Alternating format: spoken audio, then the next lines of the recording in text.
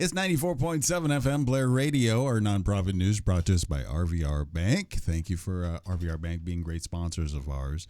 Today we're talking with the city of Blair. Mr. Dunn, welcome. Thank How you. are you? How Good. are you? So you are getting into summertime. Oh, yeah. And that means a lot of things going on around us. And we just wanted to jump in as, well, this week's a big week for you.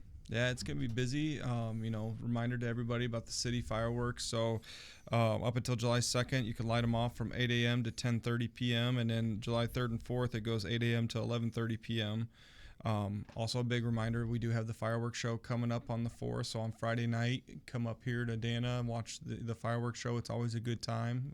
Very good show put on by good people.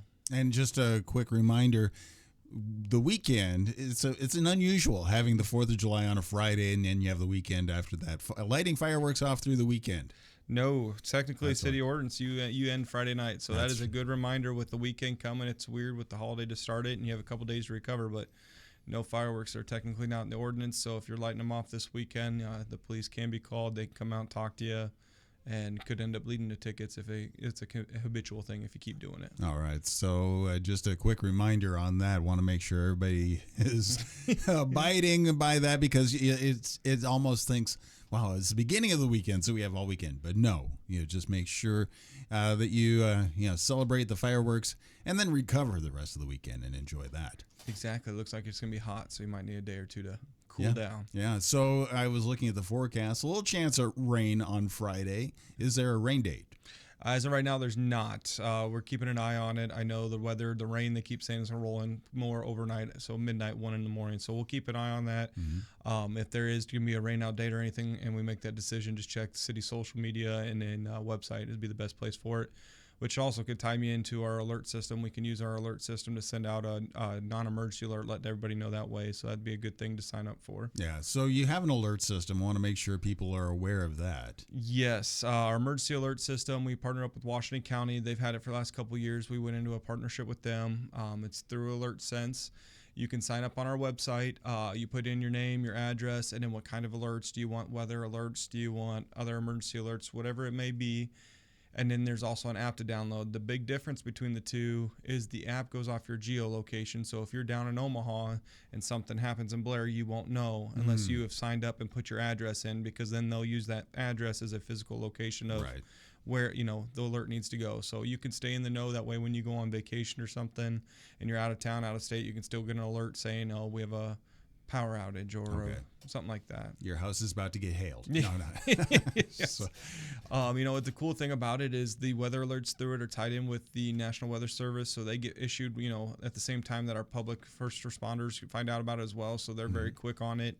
And we tie it in and we use it for our road projects, the big road projects that we have going on out there. Last week we sent out a message about the floodgate being up for its annual inspection. So not just emergency alerts, but we can tie it in with non-emergencies as well, and stuff that the public need to know that may impact their everyday life. Yeah, so it is summertime. That does mean construction's going on. Oh yes. So one of the big projects right now, we have a couple of them going on. 66 Heights is working on getting new asphalt down, so they've milled it up, and then hoping, weather permitted, starting next week to do the final, to put the actual layer down, so it's all ready to go. They come in and do the final swoop, and they're pretty quick on it, and then so we'll push out alerts about that, a reminder, and then we're also doing the stoplight down on the Hollow Road bypass on Highway 75 side. That's working on it.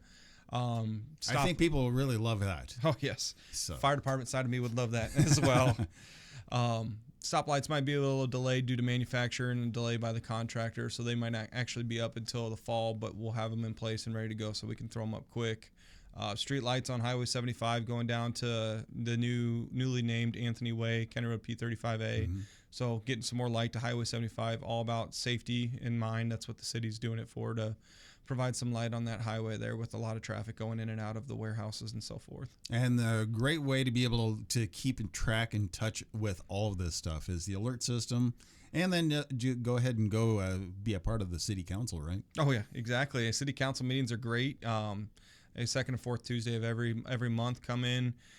Some last 30 minutes, some last an hour and a half, depending on what's on the docket. But every item, someone has a chance to get up and speak and let your voice be heard. And the city council and the mayor that we have are very, very respectful and they listen to everybody's concerns. So, but not only that, you get to learn what's coming down the road. Exactly. So then it doesn't surprise you, the little bit I'll touch on, we have the big annexation package that's rolling out. We've put it on the website. So if you're interested on that, you can take a look there. And those hearings will be coming up throughout July and August, the first reading. So especially if you want to be involved and, and be in the know, we highly recommend you be there and voice your concern. So the City of Blair has the website, Facebook, alerts.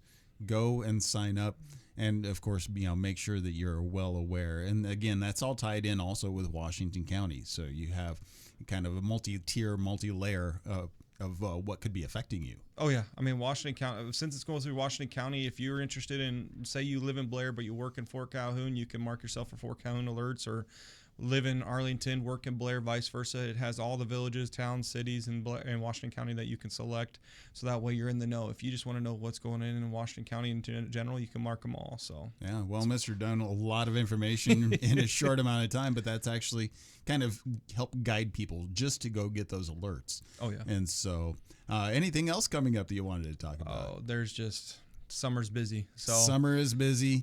When people are city workers are out, doing maintenance and stuff like that, give them the space in the room to be able to do what they need to do. Oh yeah, because they're there for your safety, right? Exactly. We're just trying to improve everything we can, and the short Nebraska weather that we have, we don't have much time to really get it done. So we have to get a lot done in a short time. So all right. So again, if you have any questions, you can certainly stop at City Hall or go to the website, Facebook page. Again, thank you for coming in. A lot of information. It is summertime. And don't forget, fireworks through Friday, not after. Exactly. There you go. There we go. And everybody come on out to the old Dana campus as we see fireworks Friday night. So look forward to that. Thank you for everything what you guys do. Thank you.